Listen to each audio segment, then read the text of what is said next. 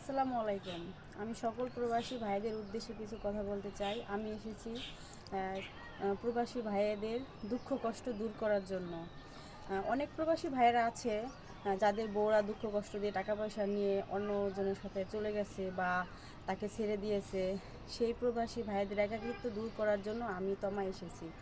এমন কোনো দুঃখজনক ভাই প্রবাসী যদি থাকেন, আমি তাদের দুঃখ দূর করে দেওয়ার জন্য আমি রাজি। তার সুখে দুঃখে আমি তার পাশে থাকবো এবং তার দুঃখগুলো আমি আমার সাধ্য মতো চেষ্টা করবো যেন তার মনে কোনো দুঃখ না থাকে। তার দুঃখ আমি সব দূর করে দেব যদি সে আমার তার পাশে রাখে। আসসালামু আলাইকুম সুপ্রিয় দর্শক, আপনাদের ভালোবাসায় আসলাম এক অসহায় মেয়ের কাছে। আমরা শুনবো তার জীবন কাহিনী। আসসালামু আলাইকুম। ওয়ালাইকুম আসসালাম। আপু কেমন আছো? আলহামদুলিল্লাহ ভালো আছি। তোমার নাম আর গ্রামের বাড়ি? আমার নাম তমা, আমার বাড়ি গাজীপুর, কালিয়াকুর থানা, ছুরিতলা গ্রাম। ও আচ্ছা, যাক, তোমার ফ্যামিলি থেকে কে আছেন? মা বাবা দুজনই মারা গেছেন, সৎ মা আছেন। ও, সৎমার কাছে তুমি মানুষ নাকি? হ্যাঁ, সৎ ভাই তো আছে। যাই হোক, তোমার বয়সটা কত? 24+। 24+। আমাদের ভিডিওর সামনে ক্যামেরার সামনে কি জন্য আসছো? বিয়ে শাদীর জন্য না অর্থ সহযোগিতার জন্য? আমি আসছি বিয়ে শাদির জন্য, প্রবাসী ভাইদের দুঃখ কষ্ট দূর করে দেওয়ার জন্য। ও, মানে প্রবাসী ভাইদেরকে বেছে নিলে কি জন্য? কারণ প্রবাসী ভাইয়েরা মা বাবা বউ ছেলে সন্তান ছেড়ে অনেক দূরে চলে যায়, কিন্তু অনেক মেয়েরা আছে তা বুঝে না, তাদের দুঃখ কষ্ট বুঝে না। তারা সেই কষ্ট তাকে আরও দ্বিতীয়বার কষ্ট দিয়ে চলে যায়।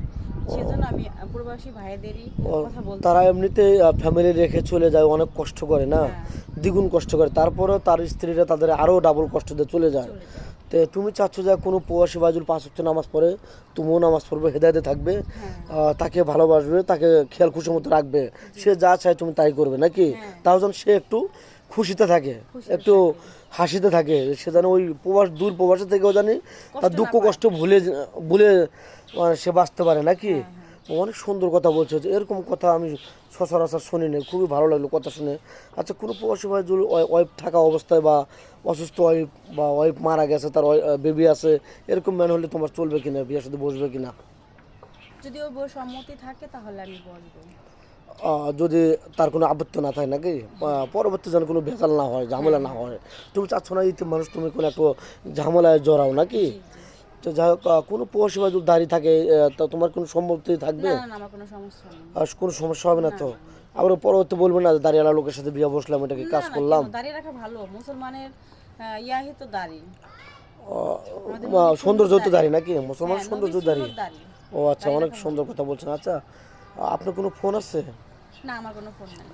ও, কোনো ফোনই নেই? জি না। কোনো বাটন ফোনও নেই? না, না, কোনো ফোনই নাই। ও নুন আনতে আচ্ছা, পান্তা ফুরায়, আবার ফোন পাবো কোথায়? ও আচ্ছা, যাই হোক, আচ্ছা, আপনি বয়সটা কত মানে বলেছিলেন? 24+। 24+। আপনি জি। কত বছর ছেলে হলে মেচুড হবে? আসলে ভাইয়া বয়স তো কোনো ব্যাপার না, মানুষটাই হচ্ছে আসল কিনা, মানে সে আমাকে ভালোবাসে কতটুকু, সে রোমান্টিক কিনা, সে আমাকে সুখে রাখতে পারবে কিনা, এটাই আমার কাছে বয়স কোনো ব্যাপার না। বয়স তো বয়স, শুধু একটা সংখ্যা। বুঝছি, বয়স নাথিং নাকি? হ্যাঁ, তো যাই হোক, 2-4-5 মিনিটের মধ্যে কারো জীবন গল্প শেষ করা যায় না। আপনি যেহেতু ফোন নাম্বার নেই নাকি, জি। অবশ্যই তো আপনার সাথে কথা বলার চেষ্টা করবে, তাহলে আমাদের মাধ্যমে অবশ্যই বলবে হ্যাঁ, নাকি? আপনাদের মাধ্যমে কথা তো বলবো। যাই হোক, ইউটিউব চ্যানেল কর্তৃপক্ষের নাম্বার দেওয়া থাকবে, ইমো হোয়াটসঅ্যাপ থাকবে, কেউ ভিডিও কল দেবেন না, ভিডিও কল দিলে ব্লক করতে বাধ্য হব। ভালো থাকবেন, সুস্থ থাকবেন, এই সবার জন্য কামনা করি। আল্লাহ হাফেজ।